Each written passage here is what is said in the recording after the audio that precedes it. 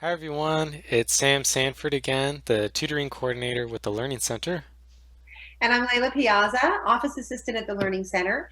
And we're back to show you some more about the features that you can use when you're on Zoom. So what we're going to talk about is Zoom security and how to prevent Zoom bombing of your group study sessions or whatever meetings you're having using Zoom. Also preventing trolls from infiltrating your Zoom meetings as well. These settings you can adjust through your Zoom account, and we're going to go through that. So I'm going to screen share, Sam, so you can see what I'm doing, right? Yeah, share your screen and then open up your browser of choice. Okay, so I'm going down to the bottom bar and I'm clicking on share screen. And then when the window pops up, I click on share and go into Chrome. pdx.zoom.us, not zoom.us, because this will take you to the PSU specific login. So Gotcha. take note of that, pdx.zoom.us. And when I do that and click on sign in, it's going to let me use my SSO, my single sign on. Yes, you'll be redirected. And now I'm in my profile. It's blurred out right now, but it lists your personal meeting ID. This is the meeting that you always get by default, and you don't need to create. And the settings that we're going to set will apply to this personal meeting room as well. And that's very key because you want your personal room to be secure. So I'll click on settings Yes. and we can talk about what I can change to make Zoom more secure. Yeah. The first one is allow join before host. There it is, join before host. Let's keep that disabled. And that Oh, basically, that'll prevent somebody else from getting into the meeting before the host gets in. yes. Next is only authenticated users can join meetings. Okay. This you want to have on if you only plan on using Zoom for classes or with your instructors, because it'll only let someone join your meeting who has the email username something something at pdx.edu. And you can set these options using the little things below. Mm-hmm. All right, Okay. and the next one is passwords. Let's talk about passwords. So from what I understand, these passwords, they only apply to meetings that you create when you do create a meeting. They do not apply to your personal meeting room. So if you do want a password, you're going to have to create a Zoom meeting. Okay, but if you're using your personal meeting room, you're sending out invitations to your friends anyway. Hmm. So you're already controlling who can get into that room. Yes, but if your friends share your personal meeting room with someone else, then they could get in.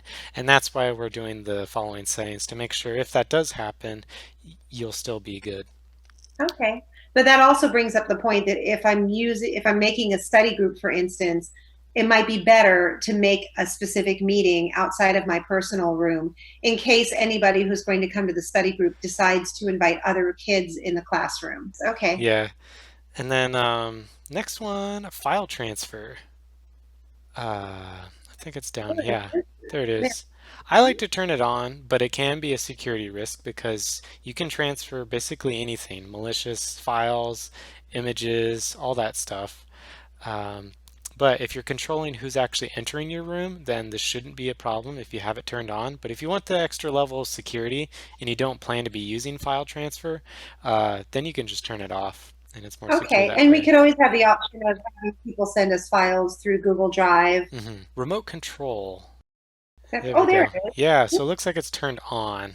During screen sharing, the person who is sharing can allow others to control. Ooh, I think I don't want other people to control what's happening on my computer. Yeah, so it says others to control the shared content. That's actually not quite true. I found a way to actually control someone else's computer by using this setting. So you definitely want to turn this off. Turn that off. Yes. Thanks Okay. for that. Mm-hmm. And then allow removed participants to rejoin. Let's turn that off. Is that like if you kick somebody out of a meeting because they're being inappropriate, Mhm. turning that off, they won't be able to rejoin? Yeah, this means Right. that if you ban someone, they can't come back. Okay, that seems like a good idea. Right. It's hard to do it on accident, but if you do it on accident, then they won't be able to rejoin. So be careful. Okay. And then far end camera control. That might be down a little bit. Yeah. This is for cameras that are motorized and you can control their movement. It's not necessarily for turning a webcam on or off. Okay. But you can turn that off because it's just an unnecessary feature that you're probably not going to be used, and it could be a potential security hole. Okay. And then lastly, the most important one is the waiting room. All right, here we are. I want to turn that on. Yes, turn on the waiting room. Okay. And this allows you to filter in who comes in. You can accept or decline someone before they actually join your room. So this will be the first line of defense and the most important one to preventing a Zoom bombing. So that the host basically is going to see each person who wants to join, and then they have to click like allow them Hmm. into the meeting. And that's about it. These are the 8 most important security features in Zoom that you can use to protect your Zoom meeting. Thanks, Sam. That was great. I think, we're all new to Zoom and we all are concerned about internet security, and we know that there can be risks if we don't know what to do. And I think now we all have a good idea of how to change our settings to give us the highest level of security possible. So that's really awesome. Thanks so much. Yeah, absolutely. It was good. It's good working with you. All right.